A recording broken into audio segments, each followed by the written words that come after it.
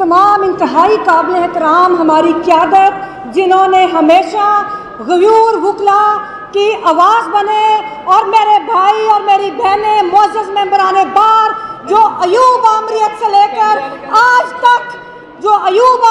लेकर आज तक उस फस्तायत के खिलाफ लड़ते रहे, उस जबर के खिलाफ लड़ते रहे, उन वर्दियों के खिलाफ लड़ते रहे जो पाकिस्तान के ऊपर गैर आईनी और गैर कानूनी तौर पर मुसल्लत रही। ये जो एक आईनी पैकेज की बात हो रही है, ये अलहदा बात है कि ये कोई कॉन्स्टिट्यूएंट असेंबली नहीं कि जो ये आइन के बेसिक स्ट्रक्चर के ऊपर बात करे या उसको तब्दील करने की बात करे।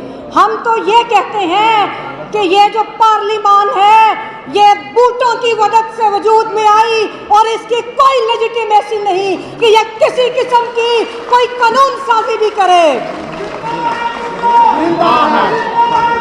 जिंदा है। ये बड़ा पाकिस्तान की आईनी और सियासी तारीख का एक अजीब वाक़या होने जा रहा था कि जब रातों रात हुकूमती वुज़रा और इस्टेब्लिशमेंट के करिंदे एक सर्कस लगाया हुआ था, कोई भाग दौड़ कर रहे थे और उनके हाथ में किसी किस्म का कोई मुसव्वदा नहीं था।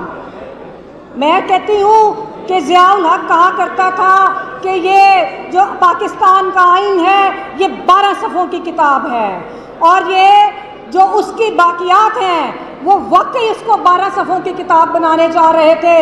इन्होंने जुडिशरी के ऊपर शब खून मारने के लिए, इन्होंने सुप्रीम कोर्ट को मैजिस्ट्रियल कोर्ट बनाने के लिए ये सारी तरमीम जो थी वो करने लगे थे।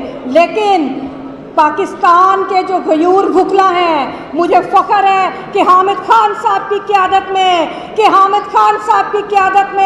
जो एक लॉन्ग स्ट्रगल है वकला की, आप लोग डट के खड़े हुए, पाकिस्तान के अवाम डट के खड़े हुए और उनका ये जो मंसूबा था वो खाक में मिल गया।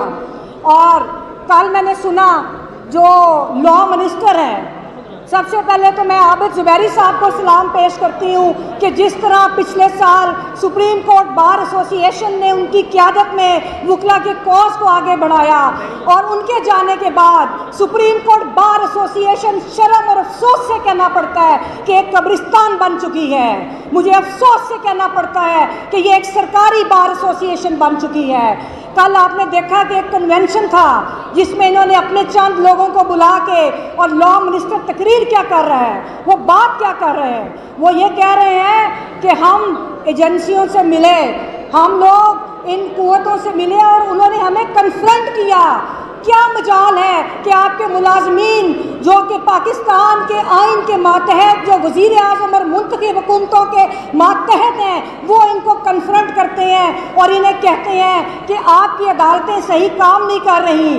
तो वज़ीर कानून ने उनसे ये क्यों नहीं पूछा, जब उन्होंने कहा कि आपकी अदालतें दहशतगर्दों को छोड़ती हैं, तो उनको सवाल करना चाहिए था कि APS के शोहदा, उनके जो कातिल थे वो आपकी हिरासत से फरार हुए थे, उसका जवाब दो। जिंदा है, जिंदा है, जिंदा है, जिंदा है। उसामा बिन लादेन पाकिस्तान की जो ये क्लेम करते हैं कि नंबर 1 एजेंसी है, उसामा बिन लादेन आपके अपने घर से उठाया गया। क्या कर दी थी आप लोगों की। फिर वज़ीर कानून को यह सवाल पूछना चाहिए था इनसे कि इस्लामाबाद हाई कोर्ट पाकिस्तान की तारीख में बतौर इंस्टीट्यूशन पहली मरतबा जजेस खड़े हुए और उन्होंने कहा कि ये एजेंसियां और ये फौज हमारे जुडिशल सिस्टम के अंदर मुदाखलत करते हैं। तो कोई पूछा, हुकूमत ने कोई कानून साजी उस हवाले से की? तो मुझे बड़े अफसोस के साथ ये कहना पड़ता है कि जिस तरह ये जमहूरियत को पमाल कर रहे हैं, हमारे वकला ना इसको कबूल कभी किया है ना करेंगे। हमने मुशर्रफ आमरीत से लड़ के LFO की जो अमेंडमेंट्स थी जिसमें जजेस की जो रिटायरमेंट एज को बदला गया, हमने उसके खिलाफ मुकाबला किया और हम आज भी करेंगे। आखिर में लाहौर हाई कोर्ट बार के सदर असद मंजूर भट्ट साहब और नायब सदर सरदार गैलन साहब को शुक्रिया भी कहती हूँ कि उन्होंने वकला को मायूस नहीं किया और आज एक नई वकला तहरीक का आगाज़ किया। उनके लिए तालियां। और बस आखिर में मैं एक गुजारिश करूंगी कि आज हर सूरत हमें बाहर निकलना है। आज हम रैली की सूरत में इन ईवानों को बता देंगे कि कोई रातों रात डिक्टेटर्स वाली अमेंडमेंट को हम तस्लीम नहीं करेंगे। शुक्रिया मैडम रबिया बाजवा।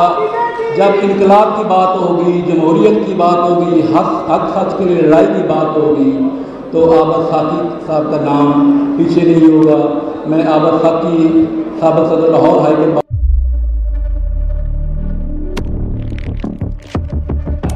कुदरत की तख्लीक में कोई कमी नहीं,